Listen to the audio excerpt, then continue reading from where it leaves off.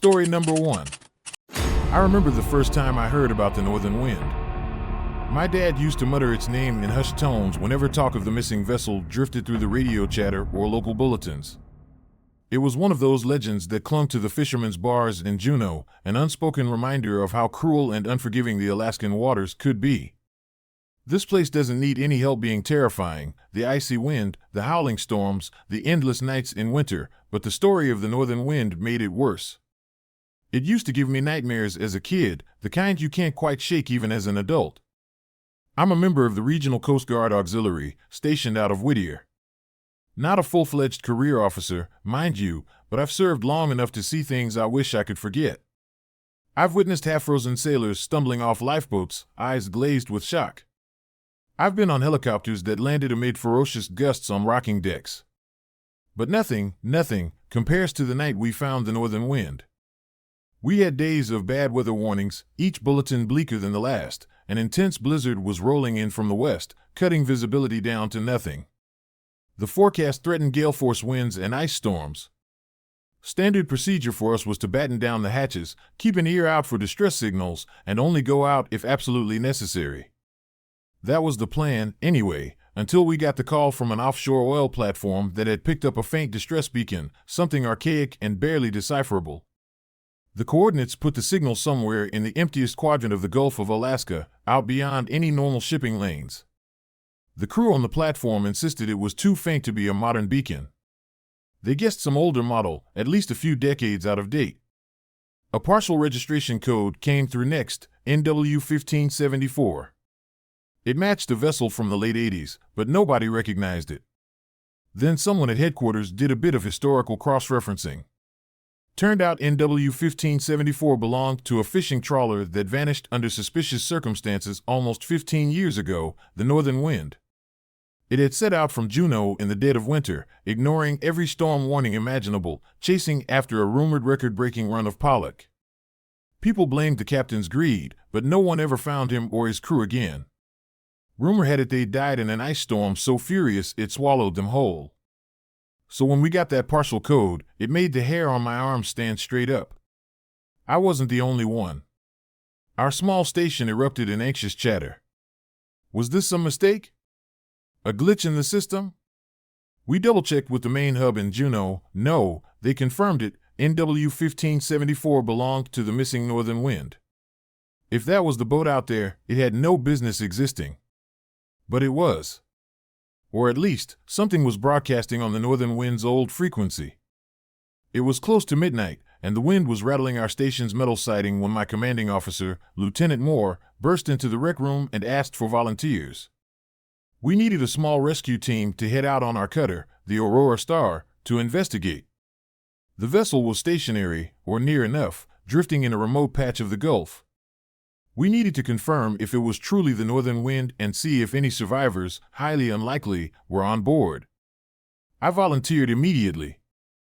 I can't say if it was bravery or stupidity. Maybe both. A handful of us scrambled into heavy weather gear, prepped the Aurora Star, and motored away from the safety of Whittier. Snow battered the windshield, ice crusted on the railings. The temperature sank so low my breath frosted my face mask. But the dread in my gut kept me warm in a twisted way, some primal fear gnawing at me that we were heading into something we weren't supposed to find. The journey took hours longer than usual due to the storm's fury. Whitecaps exploded against our hull, and the sky hung heavy with swirling snow, blotting out the moon. With the radar scanning and our eyes glued to the instruments, we finally spotted a large mass drifting half a mile ahead. The shape was faint at first, but as we inched closer, the icy wind parted the snow just enough for us to see it clearly, a ragged, dark hull rising and falling in the steel-gray waters. I felt a jolt in my chest as the Aurora Star's spotlight caught the rusted letters on the side. Northern Wind. We eased closer, the engines low and tense, like we were sneaking up on a predator. The boat's deck was slick with ice, the superstructure half collapsed, nets and rigging dangling in the wind. It looked more like a ghost ship than anything that once ferried living men. There were no lights, no movement, no signs of normal life. It should have been at the bottom of the sea after all these years, but it was here, drifting quietly in the storm. Lieutenant Moore ordered me and 3 others, Petty Officer Valdez, Seaman Crane, and our medical tech, Eerie, to board the Northern Wind and perform a sweep. We were to look for survivors, gather logs, confirm the identity of the vessel, then get the hell off. A second team would remain on the Aurora Star, manning the deck gun in case we needed emergency cover. That gave me a chill. We rarely mentioned deck guns except for large-scale emergencies or potential maritime terrorism. But I guess Moore felt something was off, too. We launched our small inflatable dinghy and fought the waves until we reached the starboard side of the Northern Wind. The hull towered over us, rust eaten away in patches to reveal gaping holes. I remember seeing a slash of black ice near the waterline that made me think of a wound. We found a ladder corroded but seemingly stable and climbed one by one. The deck was a ruin. The storm had battered everything. The overhead lights were shattered, the door to the main cabin unhinged. Coils of rope were frozen solid in loops, the once bright orange lifebuoys chipped and dulled by decades in the sea. Everything was coated in a thin layer of frost, shimmering like broken glass under the beam of our flashlights. But the strangest part was how quiet it was. Even with the storm raging around us, the wind sounded muffled here, like we'd stepped into a bubble of stillness. Valdez murmured, "Smells like something dead." I picked it up too, that vague odor beneath the reek of salt and rust. Eerie swallowed, checked her med kit, then nodded that she was good to proceed. Crane looked spooked but said nothing. We inched toward what used to be the wheelhouse. The windows were cracked, letting the swirling snow drift inside. I half expected the door to be jammed, but it swung open on a single rusty hinge. Inside, the console was coated in ice. The instruments, if you could call them that, were from a different time, battered knobs, old dials with broken glass, a radio that was just a rusted husk. Everything was dark. No sign of a working distress beacon. That was the first puzzle. If the beacon had lured us, how was it transmitting from this dead hulk of metal? While Crane fiddled with the silent radio, Valdez checked the chart table. I stepped up to the wheel, shining my flashlight across the cracked surfaces. That's when I saw it, a scattering of footprints in the snow-dusted floor. Large, heavy boot prints, as if whoever made them walked around recently. I knelt down, trying to see if they were fresh, but the wind had coated them with a thin new layer of powder. Hard to tell. My gut nodded. This boat was supposed to be lost for years. No one else was reported on board. Eerie let out a strangled gasp behind me. We turned to see she was staring at something on the wall, a message scratched into the metal. Our flashlights revealed jagged letters, chiseled deep. "It lives below."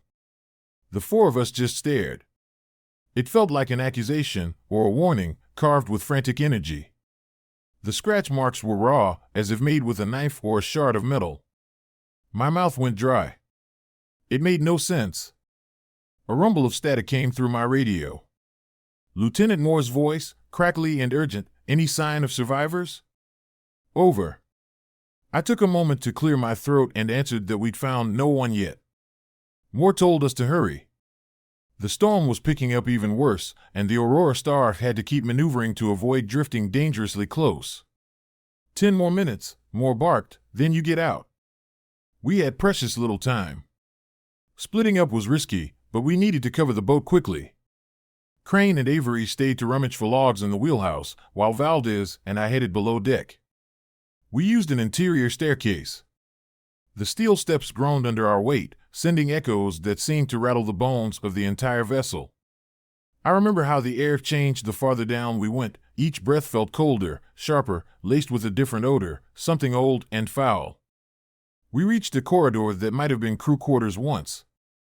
Our flashlights revealed battered doors, half of them off their hinges, compartments crammed with soggy bedding and blackened personal items. Photographs corroded beyond recognition, a thermos lying on the floor, frozen open. No bodies, though. No skeletons. Nothing but emptiness and that creeping sensation of dread. Valdez found a logbook in a metal cabinet, sealed in a plastic bag. He flipped it open. Some pages were readable, entries detailing fishing yields, weather conditions, the usual. Then the text changed abruptly, scrawled and chaotic. March 11th, storm not letting up.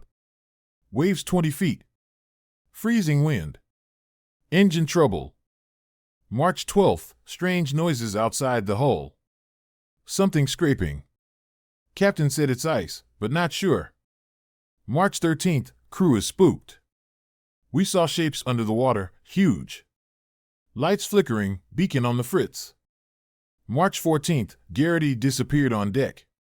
Found his glove near the rail, covered in frost. No sign of him. March 15th, we can't leave. The ice has grown around the hull. Strange lumps on deck. They look alive. March 16th, something is in the hold. We heard it breathing. Then the entries ended. Valdez and I exchanged horrified glances. The hold was deeper down, below the engine room. If their logs were true, something had forced them to remain in the storm, and the entire crew vanished one by one.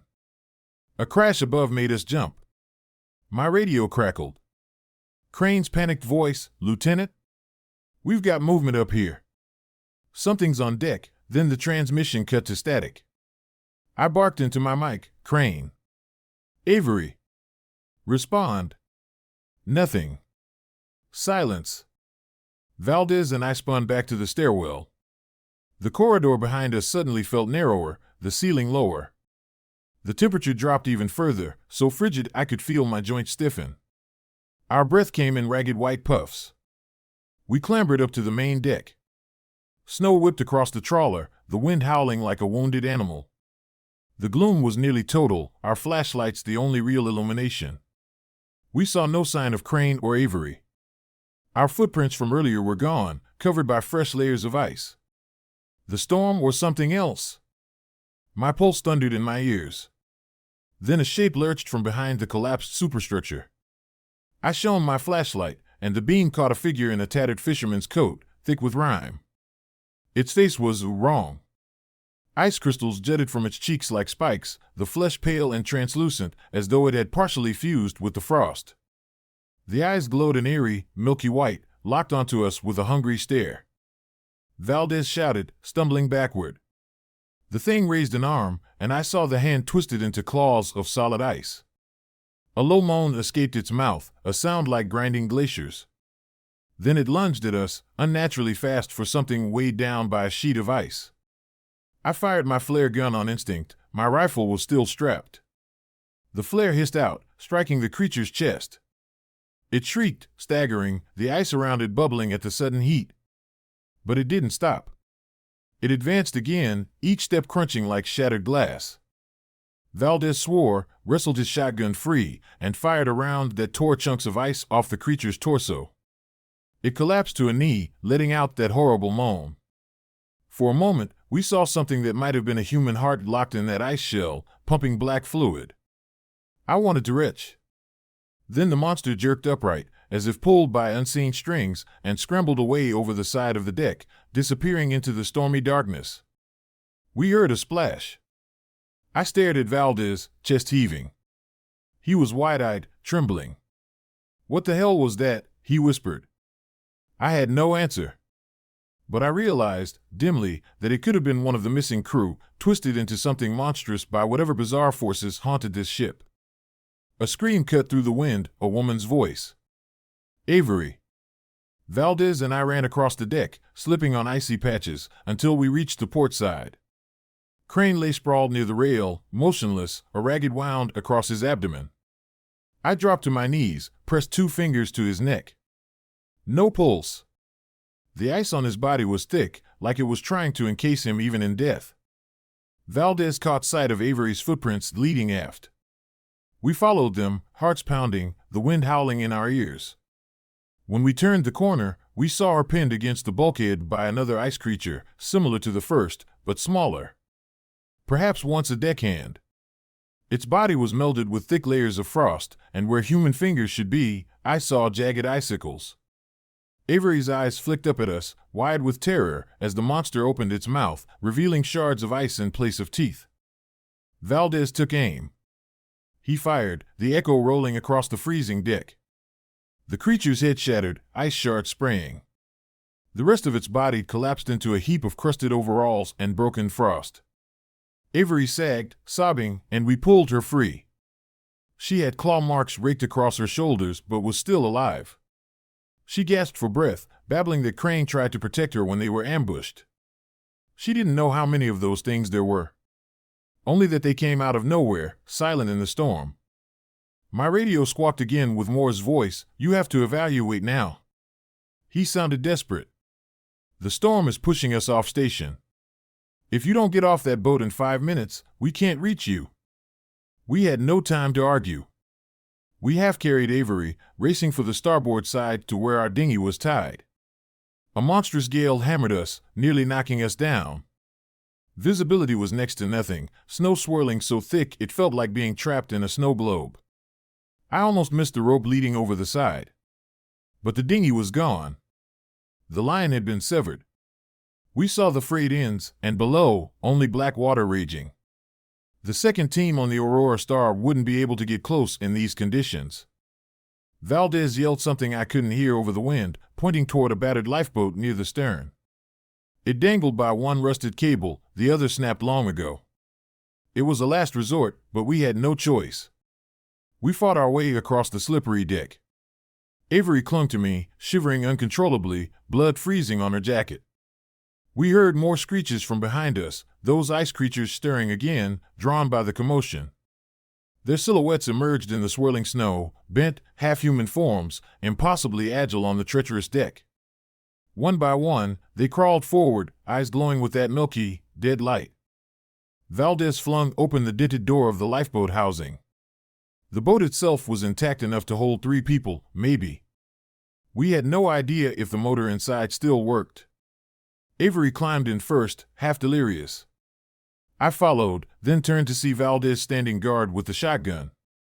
He fired a shell at the nearest creature, blasting off half its torso. It shrieked and twitched, struggling to reform or hold itself together. 2 more leapt from behind a coil of rope, their arms outstretched, jagged claws glinting. One swiped at Valdez's leg, raking through heavy canvas. He roared in pain, stumbling back. I tried to pull him into the lifeboat, but he shook his head, grimacing. "Just go." He shoved me. "I'll hold them off."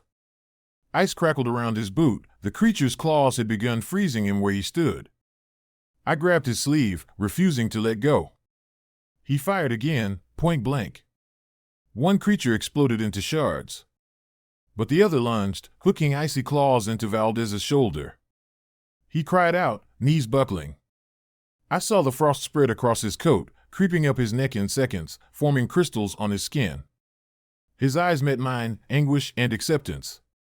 "There's no time," he rasped.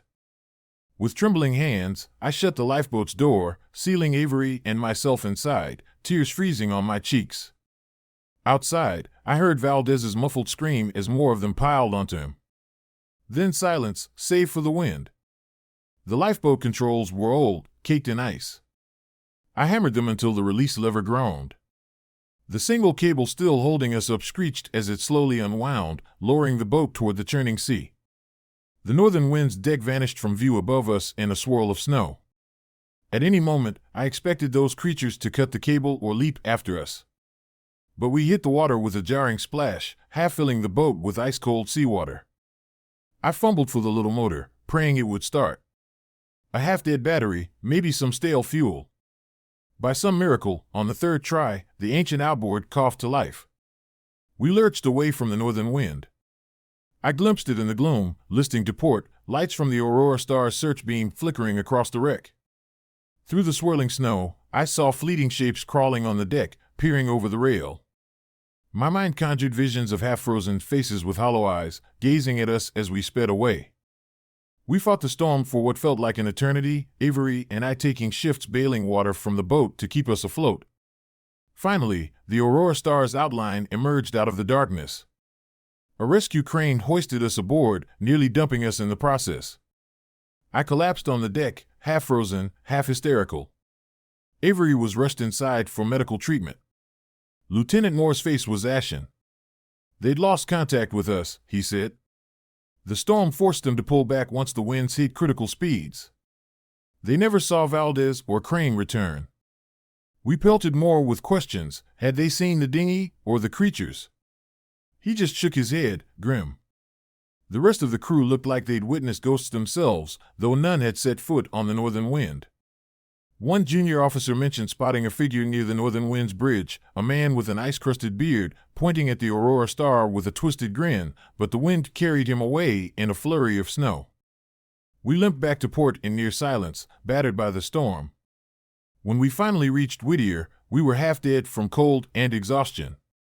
The next day, I tried to explain what we'd seen, the monstrous crew, the savage transformations, the impossible existence of the boat itself. The higher-ups nodded politely, wrote it off as shock or illusions caused by fatigue and freezing conditions.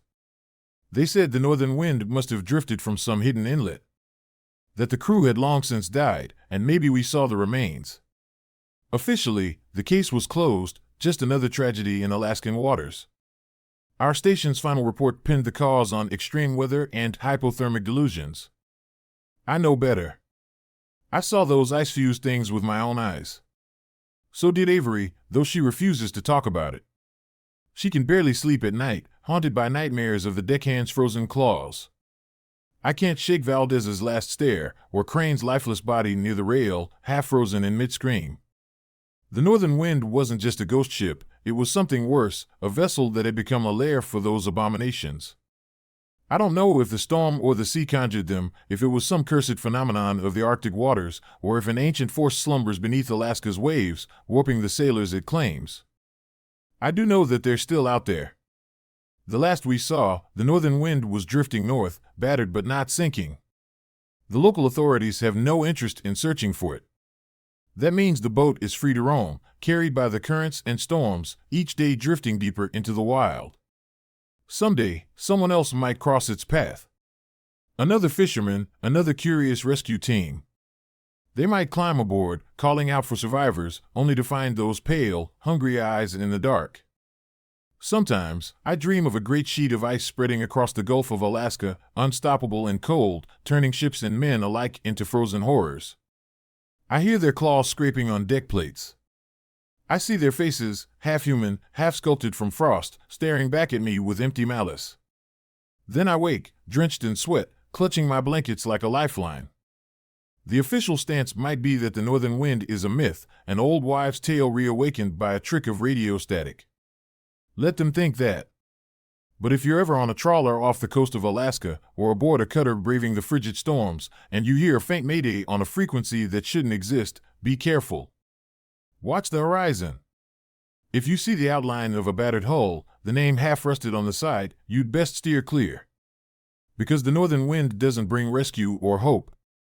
It brings a cold so deep it warps the flesh, and a doom that no mortal man can stand against. I'd give anything to have never answered that call. But I did, and now I carry the memories with me. I see ice in every dark corner. I hear footsteps on empty decks. And I know that not all ghosts are invisible, some walk among us, encrusted in frost, waiting to drag others down into the freezing depths. If you ever spot the Northern Wind adrift in a blizzard, do yourself a favor, turn around. No story, no cargo, and no rescue mission is worth glimpsing the horrors that lie hidden behind those frozen walls. Story number 2. Whispers from the Titanic. I've been diving for most of my adult life. I've seen the coral reefs of Australia, plumbed the cenotes of Mexico, and even braved the frigid waters off Antarctica. But nothing prepared me for the RMS Titanic's resting place. There's something about that legendary wreck, something hungry, unsettled, lurking within its decaying walls. I always believed we, as explorers, had a duty to probe the darkest corners of the ocean. Now, I wish I had left well enough alone. My name is Ryan Fletcher, and I'm a marine archaeologist. For the past 4 years, I've been attached to various expeditions mapping and documenting the wreck of the Titanic. It's never been a casual job for me. Each time I descend into the Atlantic's cold embrace and glide toward that massive, crumbling hull, I feel a pull, an odd mixture of reverence, fear, and excitement. On that last dive, I felt a trace of dread as well, though I dismissed it. I told myself it was normal nerves. But I know now it was a warning. We were a small team of 5. Aside from me, there was Dr. Charlotte Yates, an esteemed historian who knew every square inch of the ship and every name on the passenger manifest. Nate Osborne was the technical diver, the one who set up the submersibles and made sure we didn't get ourselves killed by faulty gear. Rory Dempsey handled the ROVs, remotely operated vehicles, for scouting interior spaces, and Maria Santos, our grad student intern, was in charge of collecting microsamples for conservation studies. We worked off a specialized research vessel, the Endeavour, anchored above the Titanic's watery grave. Our directive that season was straightforward: gather 4K footage of the captain's cabin, the Marconi room, and the forward cargo hold. The idea was to put together a new documentary and possibly recover small artifacts for museum display, if they were in stable enough condition. We'd mapped out our plan meticulously, but the ocean floor had other ideas. We dropped into the black waters at dawn, descending in a sleek submersible that Nate and Rory piloted. Charlotte and I hovered over the screens, watching ghostly shapes emerge from the gloom. Even after countless dives, the first glimpse of the Titanic never failed to raise goosebumps. The bow angled upward, half buried in silt, her once proud prow now gnawed by rustic less. The deck plating had collapsed in places, revealing interior corridors drowned in centuries of darkness. We settled near what had once been the ship's forward cargo hold. According to Charlotte, there were rumored to be special crates and even a private safe stowed there. The old manifest records were spotty, but they hinted at something unusual, a chest personally consigned by a mysterious first-class passenger. Charlotte, a woman of logic and fact, had grown suspiciously fixated on it.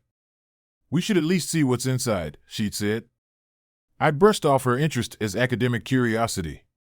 Nate and Rory maneuvered the submersible's mechanical arms to pry aside a collapsed beam. The hold was a tangle of half-eaten crates, scattered luggage, and lumps of decaying debris. The water was thick with silt, illuminated by our spotlights. As we progressed deeper, an eerie hush filled my ears, even through the hum of the submersible's thrusters. Something about the place felt watched. Suddenly, Charlotte gasped. I spun to see her pointing at the camera feed. Nestled behind a burst crate was a trunk, hammered metal filigree still visible beneath layers of silt and rust. It didn't look like any standard luggage or cargo crate I'd ever seen. More like an antique chest from centuries before, banded with iron at the corners. "Can we retrieve it?" Charlotte whispered, as if worried the ocean might overhear. Nate responded with a nod, gently maneuvering the sub's claw. The trunk was heavier than it looked, but eventually, the arm clamped on and lifted it free. I swear, as it cleared the wreckage, a swirl of silt formed a shape behind the trunk, like a fleeting silhouette, humanoid and featureless, which dissipated almost instantly. Probably just the current playing tricks on my mind. We stowed the trunk in our cargo capsule and headed back to the surface, hearts pounding with the thrill of discovery. No one said it aloud, but we all felt it. We'd found something special. Something Titanic had kept hidden in her belly for over a century. When we hoisted the trunk onto the Endeavour, I expected a wave of triumphant excitement, but the atmosphere was tense. Maria, waiting topside, put a hand to her mouth when she saw the chest. "It looks wrong," she murmured. The outer metal was etched with symbols, curved lines, triangles, shapes I couldn't immediately decipher. The lock had fused shut, but the trunk itself felt disturbingly warm, despite being hauled from the icy Atlantic depths. We took it into the research lab. Nate attempted to x-ray it, but the device glitched, producing only a distorted swirl of static. Maria tried a scanning electron microscope for the metal, but the readings flickered, then died. A wave of frustration rippled through the group. We suspected water damage or random hardware issues, though everything had tested fine that morning. Charlotte insisted on opening the trunk manually. "We can't learn anything unless we see what's inside." She pressed me to do it carefully, using our specialized cutting tools. Part of me was uneasy. Shouldn't we, at least, preserve it for experts to open in a controlled environment? But Charlotte's fervor was contagious. We fitted a small diamond-tipped saw to the trunk's lock. Sparks flew in the crisp ocean air. A tension built in my stomach that refused to fade. Then the saw bit through, and the lock crumbled. We pried up the lid. A gust of foul-smelling air burst out, like old crypt dust meeting fresh oxygen for the first time. I coughed, stepping back. Nate covered his nose. Maria froze, eyes watering. For a moment, no one spoke. Then Charlotte, throat tight with anxiety, reached into the trunk with gloved hands. Inside lay a heavy, blackish relic, wrapped in rotting cloth. It looked like an ornate container of some sort, maybe a small casket or box within the trunk. Its surface was carved with swirling designs that half resembled Celtic knots, half resembled, I don't know, demonic sigils. I felt a wave of revulsion. Charlotte lifted it gently, face shining with academic wonder. It's a reliquary, she breathed. She started pulling aside more cloth, revealing a thick metal clasp. This might be priceless, medieval, or older. Maybe it was stolen and smuggled aboard Titanic. Who knows? None of us noticed the blackish seepage along the trunk's rim until Maria touched it and yelped. It's warm, she said, shaking droplets off her glove. The droplets left faint smudges on the lab counter, hissing faintly like acid on metal.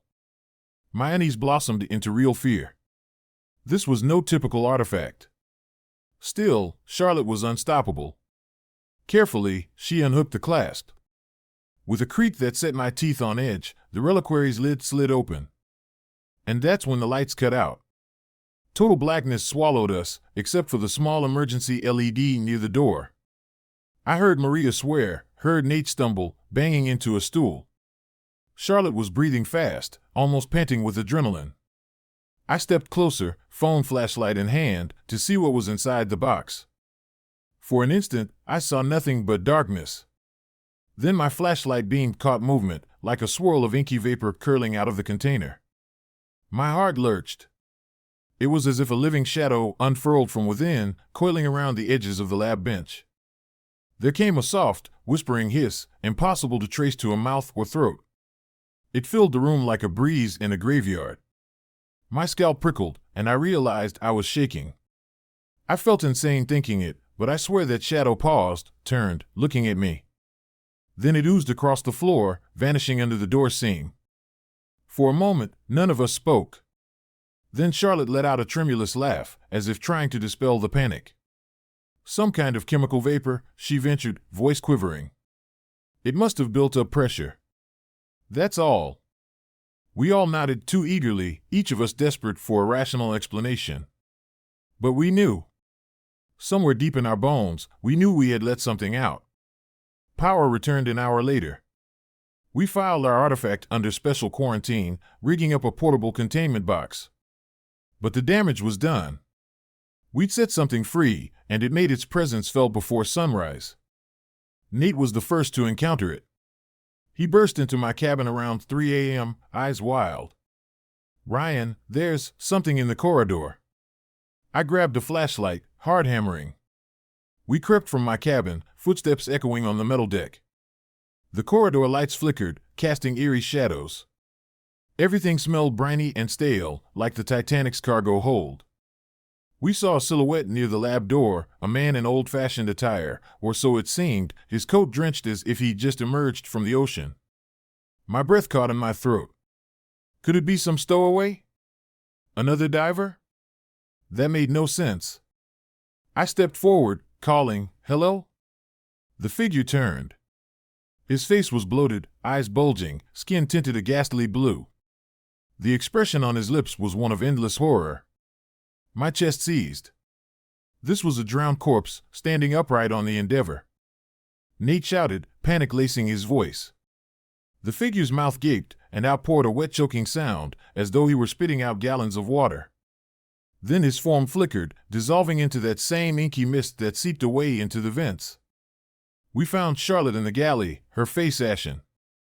She'd seen it too, except in her vision, the figure was a woman, dressed in a high-collared Edwardian gown, hair streaming with dark water.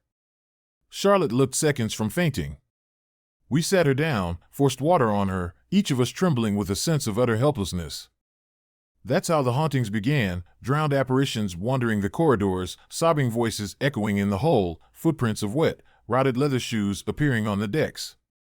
Maria woke up screaming about a man pounding on her cabin window from outside, though we were miles from land, nothing but ocean in every direction.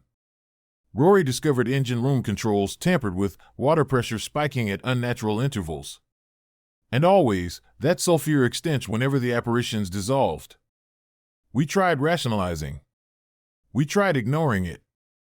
But the illusions, if illusions they were, grew stronger. Sometimes, we glimpsed entire tableaus of the Titanic's final night, flickering across the Endeavour in surreal overlays, passengers dancing to muted violins, the ship's corridors transformed into Titanic's lavish hallways, only to melt back into the modern steel. Within a day, the illusions escalated into something worse. Nate, who'd always been the most level-headed among us, began speaking to someone who wasn't there, a whispering voice he claimed came from below deck. He insisted we needed to finish the sacrifice, or it will never be satisfied. His eyes had a distant, glassy look. Maria, equally terrified, confided to me that she was hearing old music, like a scratchy phonograph tuned from the early 1900s, emanating from the trunk in the lab. Yet whenever she dragged me to listen, the lab was silent. The trunk sat inert, the cursed reliquary by its side, dripping blackish residue that defied scientific explanation. Charlotte threw herself into frantic research, scanning the Titanic's records for any mention of a forbidden chest or relic. She discovered cryptic entries in the ship's cargo log referencing special consignment from the old world, rumored to be cursed. Some notes claimed it belonged to a Hungarian aristocrat obsessed with the occult. Others claimed it was a gift to a wealthy steel magnate. The stories conflicted, but all ended the same: the cargo never reached its destination. Because Titanic never made it to New York. We realized the trunk might have been cursed. The word felt melodramatic, but it was the only one that fit. And by opening it, we'd unleashed a malevolent presence that had latched onto the last significant tragedy it knew, the Titanic sinking. Now it wanted more lives, more souls. That was Charlotte's theory, anyway, and God help me, it rang true with every new horror we endured. By day 3, none of us had slept. People started seeing each other as Titanic passengers. One moment, I'd be speaking to Maria in the galley. The next, I'd blink and see a dead-eyed woman in a 1912 life jacket, her hair matted with algae. I'd scream, and she'd revert to Maria, who'd be sobbing in confusion. The lines between the real world and some nightmarish overlay blurred. The demon, or whatever it was, found ways to taunt us with the Titanic's final hours. Dripping illusions of lifeboats, the strain of a string quartet playing Nearer, My God, to Thee, frantic shouts for help in the corridors. We were living a twisted echo of that tragedy. Even the Endeavour felt like it was listing, though our instruments insisted we were stable. Worse yet, I could swear the ocean outside was frosting over, as if dragging us toward an iceberg that existed only in this phantom realm. Nate locked himself in his cabin, scrawling nonsense on the walls. When I forced the door open, I found him hunched over, repeating, "They deserve it. They deserve the cold," and rocking back and forth. Charlotte insisted we restrain him for his own safety. We did, but at night he'd writhe and grunt as if in conversation with invisible presences. Rory was determined to smash the trunk and reliquary, convinced destroying them might banish our tormentor. But Charlotte panicked at the suggestion. She was convinced that might only unleash it fully. Amid this swirling terror, I recalled that fleeting silhouette in the silt near the chest. It wasn't an accident we'd discovered the trunk, something had guided us. Titanic's tragedy had overshadowed a darker power for over a century, trapped under crushing pressure. Now freed, it wanted to anchor itself in the present, to feed on our fear, maybe our souls. Every hour it grew stronger, resurrecting scenes from 1912 in our minds. Eventually, we realized we had no choice but to return the relic to the sea. Some desperate instinct told us that if it had been sealed away for over 100 years, then maybe drowning it once more might subdue the spirit. Charlotte fought us on it at first, her academic zeal overshadowed by a mania that bordered on possession. But after yet another haunting, when she saw an entire corridor transformed into the Titanic's grand staircase, complete with ghostly dancing couples, she relented. We planned our final dive. The ocean's currents had grown erratic, as if conjured by the malevolent force. Storm clouds loomed overhead, lightning slicing the sky. The Endeavour pitched and rolled in the waves, but we had to try. Rory and I suited up in diving gear. We placed the cursed reliquary and trunk inside a lead-line container, hoping it might keep the swirling shadow at bay until we got it down to the wreck again. Nate, despite his mania, insisted he come along.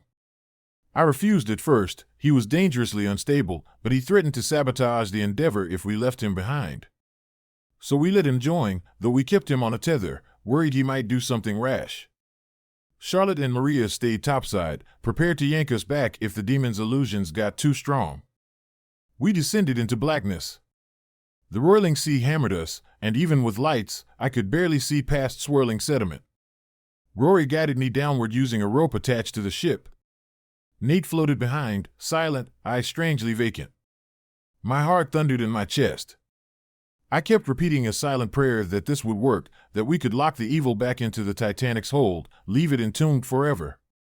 When we neared the wreck, everything shifted. My dive mask flickered with illusions. I saw panicked passengers thrashing in the water, felt ghostly hands claw at me. I bit down on my regulator, fighting the urge to scream. Rory's light blinked wildly, his silhouette dancing in and out of focus. The moment we saw the Titanic's bow looming ahead, I realized the entire hull seemed alive. Rusticless shivered as though breathing, the deck creaked in the silent depths. We found a gaping hole near the forward cargo hold, our intended spot.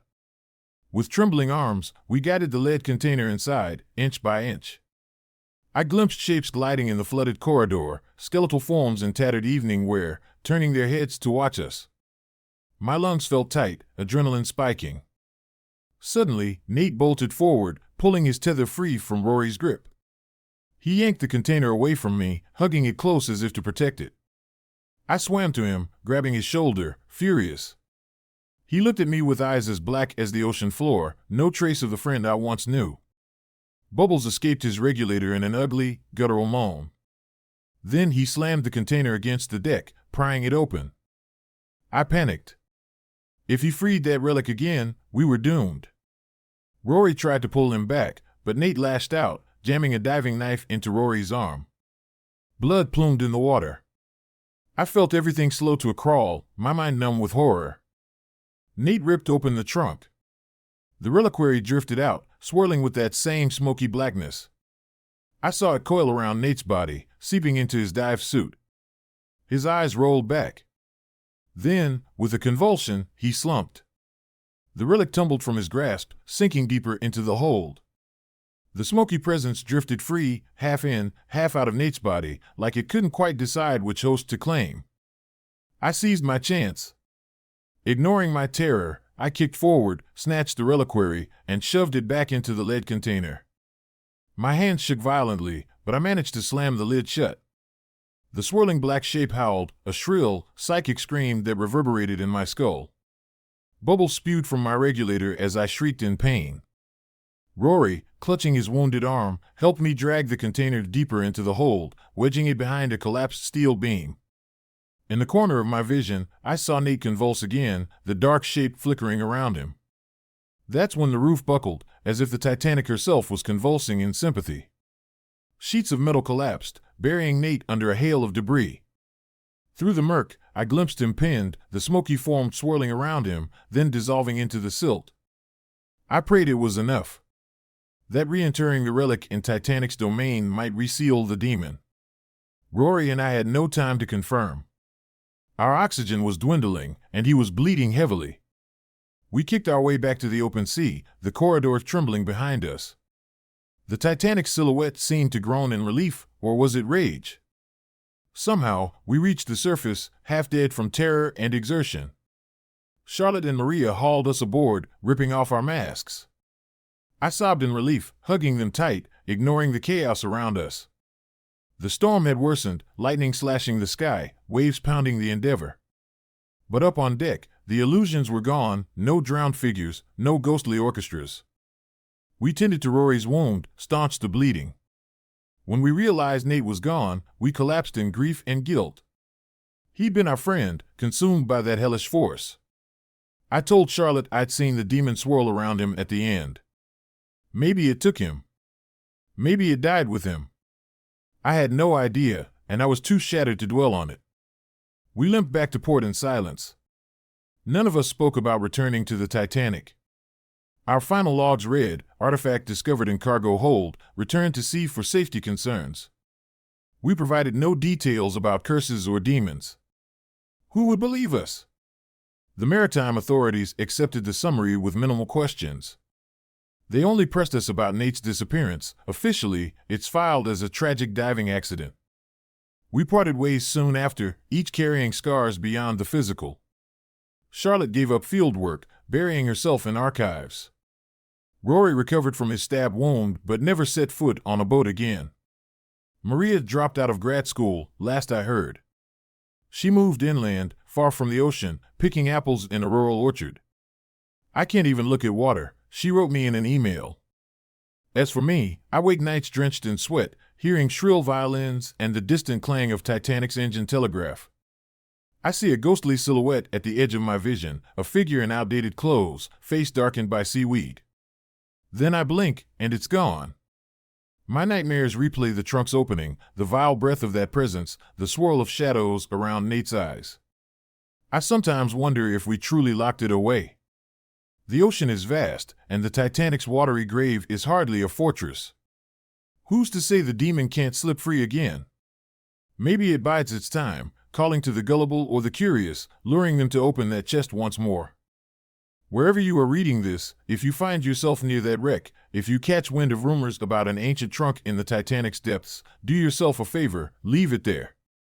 Let the ghosts of 1912 rest in peace, untainted by older, fouler spirits. Titanic's tragedy is enough on its own. There's no need to unearth something far darker, a hunger that devours reason and life alike. They say the sea holds all secrets in her cold embrace. Some secrets, though, should never be disturbed. If you hear whispers from the Titanic, if you sense a presence calling your name from below, turn away, run. Because once you've awakened that ancient malevolence, it will haunt you forever, singing lullabies of the drowned, beckoning you into the icy gloom where no living soul belongs. Story number 3.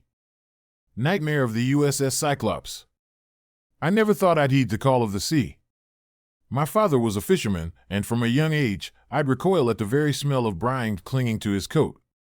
I suppose it was the fear of loss, knowing the ocean could swallow him whole at any moment. Yet here I am, more than 2 decades later, standing on the docks of Norfolk, Virginia, listening to the same ocean whisper my name. Because something is calling me. Something out there, in the vast Atlantic, beckons me closer. I shouldn't have come. Not after the nightmares I've had. But the pull is too strong, like a rope around my waist, tugging me deeper into a mystery I can't resist. And that's how I found myself part of an expedition searching for the USS Cyclops, a naval collier that vanished in 1918 without a trace. They say it might have gone down in the infamous Bermuda Triangle, or somewhere off the Virginia Capes, or maybe even further out in the Atlantic. Nobody knows for sure. What they do know is that 306 people disappeared along with her. And something about that story has always gnawed at me. I keep telling myself I'm here for closure, or maybe the chance at a historical discovery. But deep down, I know it's the nightmares, the recurring dreams in which I stand on the Cyclops deck, surrounded by shapes in the fog, hearing voices that aren't quite human. I wake drenched in sweat every time, my heart hammering like a deck gun. The voice in my head keeps whispering, "Find me." And so, against every rational impulse, I'm here. The city of Norfolk greets us with a brisk wind rolling off the Elizabeth River. Gulls circle overhead, cawing like laughing devils. Our expedition leader, a retired naval officer named Captain Frederick Freddie Wilcox, seems impossibly old school, shaved head, sharp eyes, a no-nonsense stance. He's gathered a crew of misfits, me included, aboard a modest research vessel, the NSF Revelation. Our mission, track down new leads on the USS Cyclops. Captain Wilcox gives the usual pep talk, explaining how we'll spend days at sea following coordinates gleaned from an old telegraph intercept. Supposedly, it was a final, garbled message from the Cyclops before she vanished. Most historians wrote it off as static. But Wilcox claims an eccentric researcher deciphered partial coordinates that placed the Cyclops somewhere off the eastern coast, a good stretch southeast of Norfolk. We load supplies, double-check diving gear, rig up sonar equipment. The rest of the crew. Dr. Helena Ross, an oceanographer who spent her life charting the Atlantic's hidden canyons. Gabe Johnson, the sonar technician and self-professed ghost hunter, an odd mix. Pearl Acker, a historian specializing in World War I naval archives. She's convinced Cyclops was carrying more than coal, some secret cargo that got the entire crew condemned. Aaron Lee, a salvage diver with no love for idle chatter, who sharpens his dive knives obsessively. And then there's me. My name's Mark Walsh, an ex-Navy petty officer with a half-finished college degree in maritime history. I'm here because I can't shake the nightmares. Because something about the Cyclops won't leave me alone. Wilcox notices my nerves. He pats my shoulder. "You'll be all right, son," he says in his gravelly voice. "Sometimes the sea calls us for a reason." I nod, pretending to agree. The NSF Revelation pushes off before sunrise. The water is black as ink, the sky just a shade lighter. The smell of diesel and salt mingles with the coffee on deck. Gabe fiddles with the sonar array, Pearl pores over her notes, Helena paces with a restless energy. Aaron leans on the rail, a cigarette dangling from his lips, staring into the horizon as if expecting a sea monster to rise at any second. Me, I just grip the rail, fighting a swirl of excitement and dread. I can't shake the feeling that once we leave port, there's no turning back. My nightmares flash through my mind, fog-bound corridors, steel bulkheads echoing with otherworldly moans, flickers of pale light revealing faces twisted in silent screams. We clear the Chesapeake Bay, turning southeast into open water. Captain Wilcox aims for a coordinate set that Pearl claims might be a vantage point for scanning. The ocean's surface is oddly calm, though the weather forecast warns of a cold front in a few days. For now, a thin mist clings to the waves, making everything hazy. It feels like the ocean is holding its breath. On the second night, I can't sleep. The bunk feels too small, the air too thick. I wander topside, hoping for fresh air, only to find Gabe hunched over the sonar console in the wheelhouse. He's tapping the screen repeatedly, brow furrowed. "You see something?" I ask. He grimaces. "Maybe." There's a faint echo, like a large hull, about 5 miles out, but it keeps fading in and out. Could be a glitch, or a subsurface reef we didn't chart. But it's weird, Mark. Almost like it's moving. I peer at the sonar display. Sure enough, there's a blip flickering on the edge of the range, never quite stabilizing.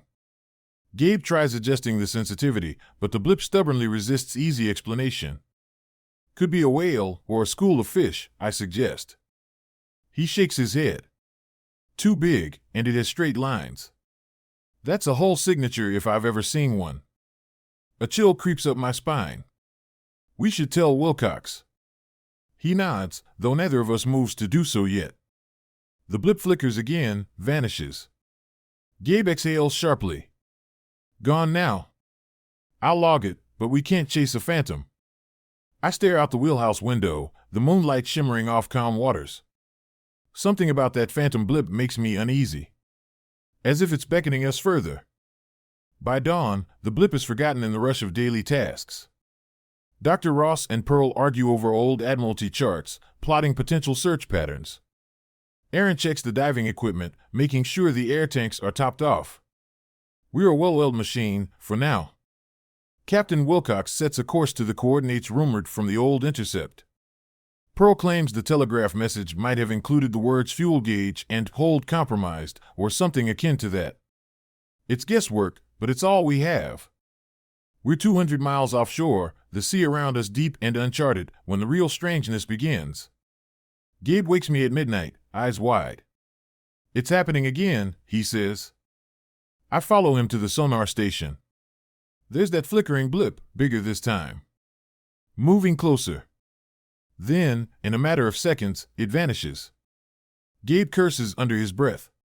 He replays the recording, and I realize it looks like the outline of a large vessel, maybe a dreadnought or cargo ship. But it's gone too fast for a solid read. We wake Captain Wilcox. He steadies the data, pursing his lips. Could be a submerged wreck drifting in a current. Let's keep an eye on it. We'll circle the area in the morning. That night, I dream of the Cyclops again, but it's clearer now. I'm standing on its deck, the sky a swirl of black clouds. Lightning flashes, revealing half the crew with empty eye sockets, reaching toward me, mouths moving in soundless pleas.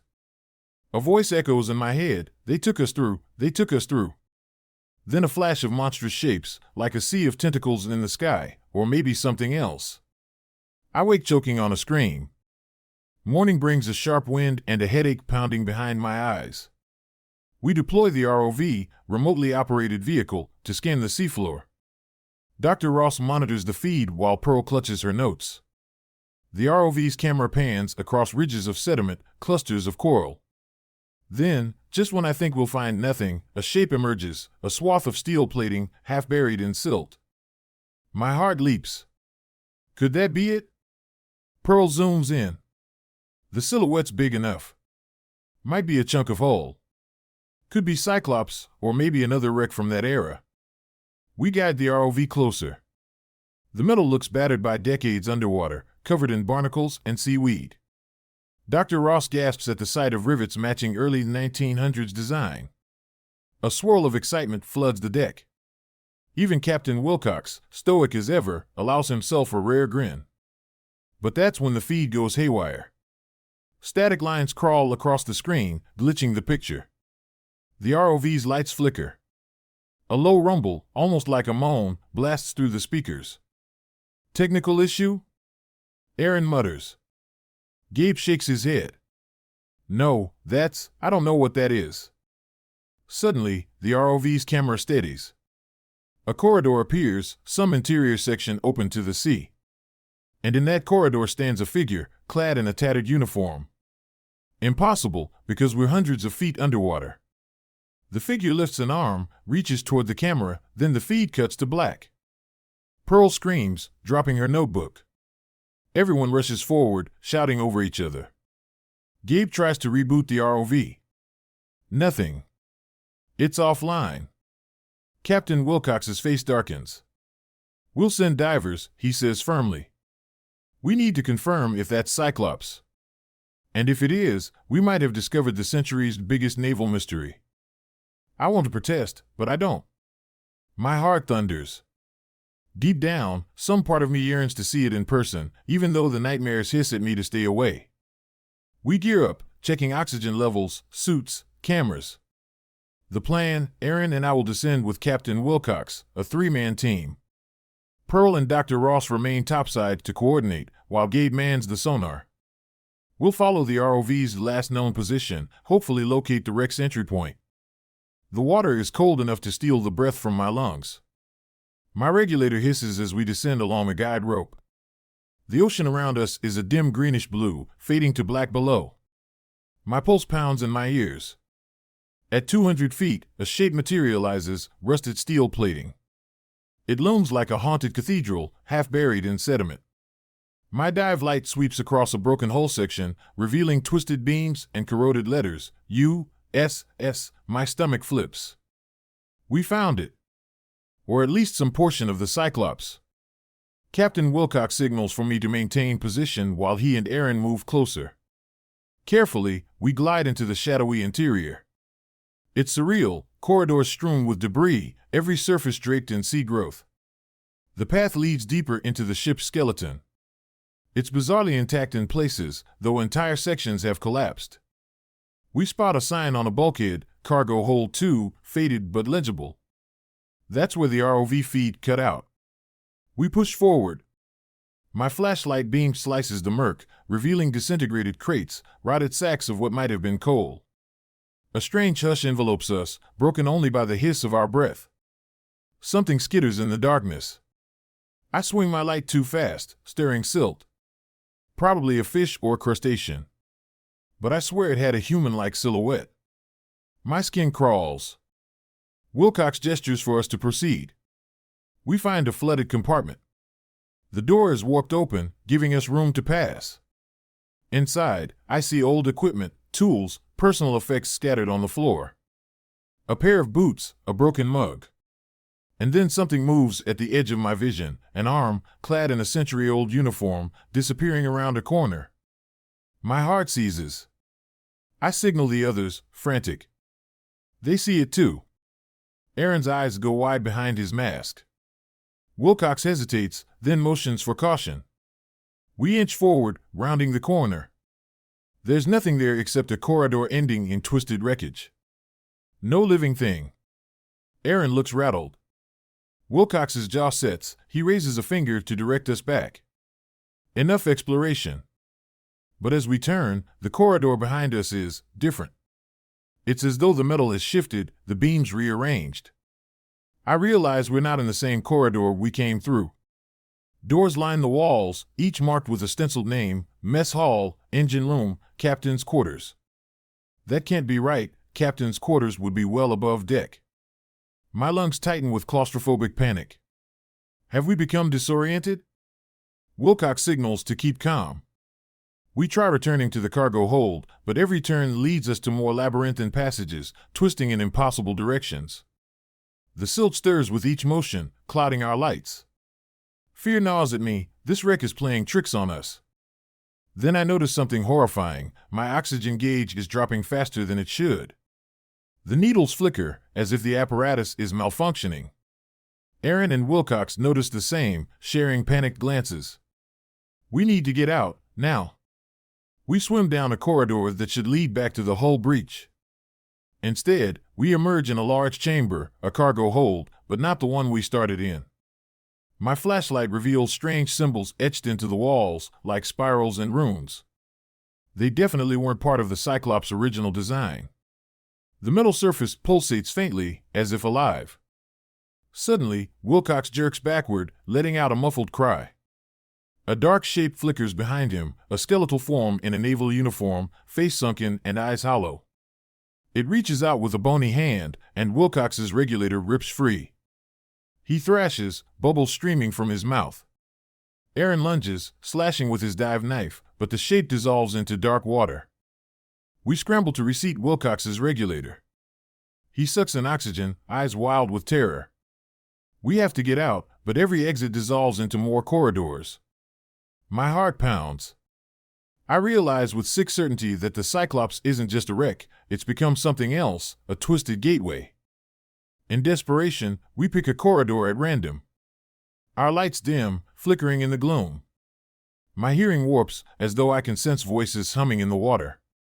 The deeper we go, the more the corridors mutate, rusted steel giving way to a fleshy, organic texture. The floor pulses under my fins, and the walls ooze a black, tar-like substance.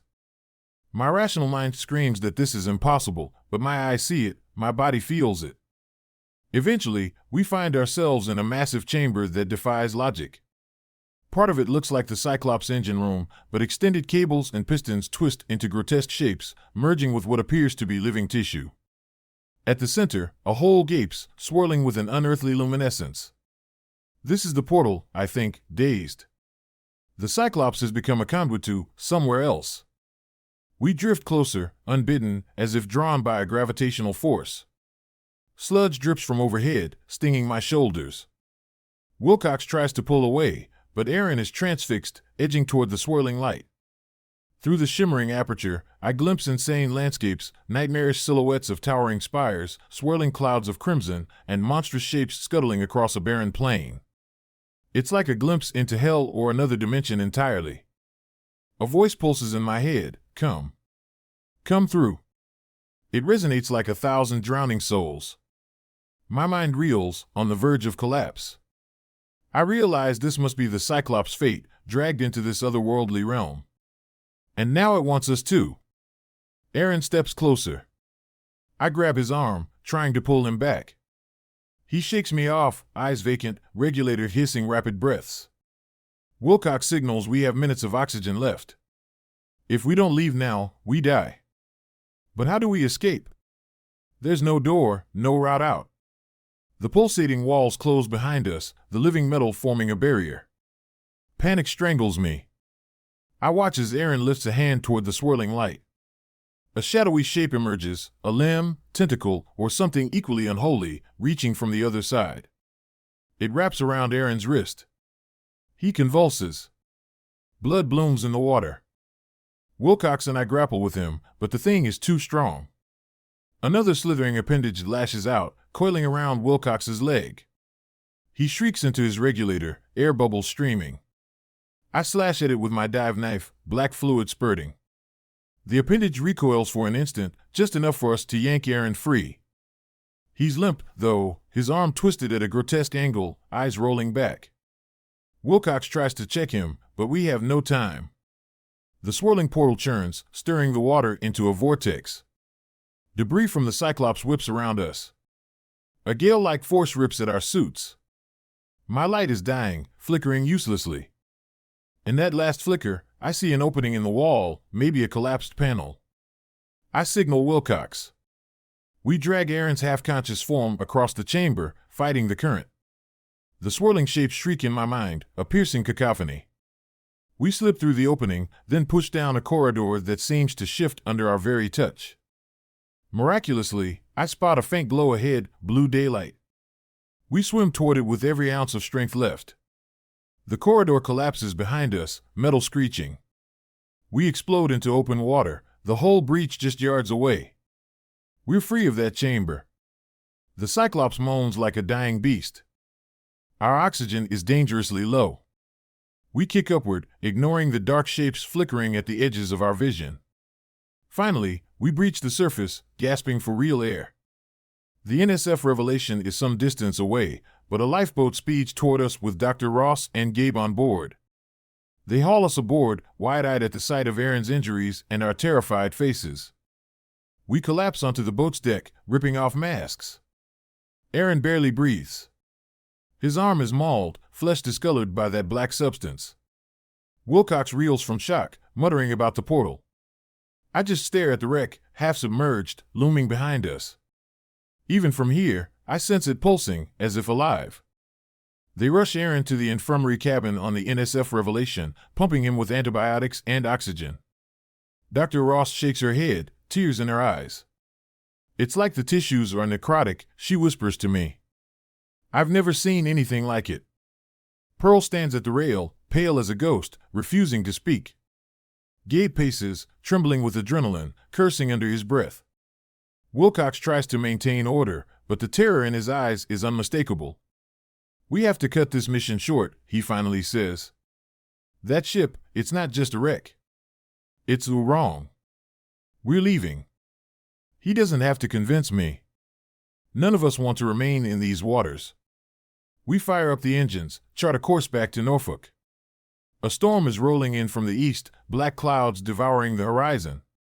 As we pull away, I glance back at the last known position of the USS Cyclops. The water churns unnaturally, as if the sea itself is unsettled. I sense something, watchful. Aaron's condition deteriorates. His fever spikes, and he raves about seeing the Cyclops crew calling him from the portal, their faces twisted, urging him to come through. Sometimes, I catch him staring at me with eyes that aren't his own, muttering phrases like, "It's not over," and "They'll follow us." Captain Wilcox insists we keep him sedated, but the sedation does little good. We're a day out from Norfolk when the storm hits us full force. The NSF Revelation lurches through 10-foot waves. The wind howls like a dying animal, rain lashing the deck. Gabe and Dr. Ross try to keep the ship steady, while Pearl huddles in the galley, praying. Wilcox stands grimly at the helm, fighting the storm's wrath. Lightning flashes, revealing something on the horizon, a silhouette of a massive ship. For a moment, I think it's a hallucination. Then thunder booms, and I see it again. A cargo vessel from another era, ghostly lights flickering. Wilcox sees it too, his knuckles whitening on the wheel. "That's the Cyclops," he whispers, voice trembling. "Christ help us." The shape looms closer with each lightning strike, defying the laws of physics. Is it gliding on the water, or hovering just above it? My heart hammers. The storm intensifies. We lose navigation signals, the compass spinning wildly. The sea feels alive, writhing. Then the radio crackles to life. A burst of static, followed by a guttural voice rasping, "Help us." Must cross gate, Gabe recoils. Who is this? Identify, he shouts, but only static answers. The silhouette merges with the waves, blinking in and out with each lightning flare. Aaron stumbles onto the bridge, eyes glazed, croaking, "They're here. They want us." The black substance on his wound has spread across his chest. He's delirious, racked with tremors. I try to steady him, but he pushes me away with unnatural strength. The Cyclops calls, he moans, staggering outside onto the rain-soaked deck. Wilcox tries to chase him, but the wind slams him back. We see Aaron at the rail, lightning illuminating his gaunt form. He lifts one arm to the horizon, where the ghost ship flickers. Then, with a silent scream, he pitches himself overboard. I rush to the rail, but all I see is foam and darkness. He's gone. Gabe hurls a lifebuoy into the swirling sea, but it's futile. The waves devour it, no sign of Aaron. Our hearts are frozen in horror. Captain Wilcox tries to turn the ship around, but the controls jam. It's like an unseen hand steers us onward, deeper into the tempest. A monstrous wave crashes onto the deck, flooding the corridor. The power flickers, failing. In the strobing emergency lights, I see Pearl clutching a cross, Dr. Ross half buried under a falling crate. Gabe grapples with the engines, cursing as sparks fly. Wilcox wrestles the helm, tears streaming down his face. In a final, desperate moment, I catch sight of that massive silhouette one last time, clear as day, less than a mile off our starboard bow. The Cyclops. A blazing surge of lightning reveals corroded hull plating, tattered flags, and figures lining her deck, glassy-eyed ghosts in World War I uniforms. They stare across the waves, beckoning with skeletal arms. My chest feels crushed by dread. I don't remember how we survived the storm. Maybe the Cyclops let us go, or perhaps we just got lucky. Morning breaks with a gray, wounded sky. The sea is calmer, though debris litters our decks. Aaron is gone forever. Pearl, Gabe, Dr. Ross, and Wilcox are exhausted, battered, but alive. We limp into Norfolk Harbor a day later, the NSF Revelation barely afloat. We try to explain what happened, how we found the Cyclops, how we witnessed impossible phenomena, how Aaron died. The Coast Guard takes our statements with polite disbelief, chalking it up to stress, illusions, perhaps a freak accident. No official inquiry supports our claims. They'll mark Aaron's death as lost at sea during a severe storm. Behind closed doors, we share glances, each of us haunted by that final vision. We know what we saw. We know the Cyclops is still out there, in some monstrous half-reality, opening a gateway to realms best left unknown. The nightmare is far from over. I return to my small apartment in Virginia, trying to resume a normal life. But at night, the ocean calls in my dreams. I see that swirling portal in the Cyclops depths, hear the drowned voices chanting, "Come through, come through." Sometimes, I wake to my own screams. A week later, I get a phone call from Pearl. She's breathing heavily, words tumbling, the nightmares won't stop. The Cyclops, it's calling me. She asks if I can hear it, too. I say yes, and she sobs, then hangs up. I gaze at the horizon from my window, thinking of the waves beyond Norfolk, of the silent labyrinth we wandered. I think of that swirling portal, and how it opened a door into some nightmare dimension. The Cyclops is out there, always drifting, always waiting for the next soul to lure. Even now, the nightmares intensify. Part of me fears that soon I'll be unable to resist the call. Perhaps one night I'll walk into the sea, drawn by that impossible ghost ship. Because once you've gazed upon that gateway, some piece of you never leaves it. The Cyclops has claimed its victims for over a century. And it's never finished. I'm leaving this record in the hope someone, somewhere, heeds my warning. If you feel the ocean pulling at you, if you dream of a phantom ship from 1918 gliding through the fog, turn away. Ignore the whisper, do not follow the call. Because what lies beyond that threshold is not meant for the living. Some doors, once opened, can never be closed. And the Cyclops still prowls the waves, a lost soul in a sea of nightmares, a portal to horrors no human mind should witness. I pray you never hear its siren song. But if you do, I beg you, resist. No matter how strong the urge, no matter how deep your curiosity, resist. Otherwise, you, too, might vanish into that endless, hungry void, joining the USS Cyclops and her doomed crew in a realm beyond reason, where no light of day can ever reach.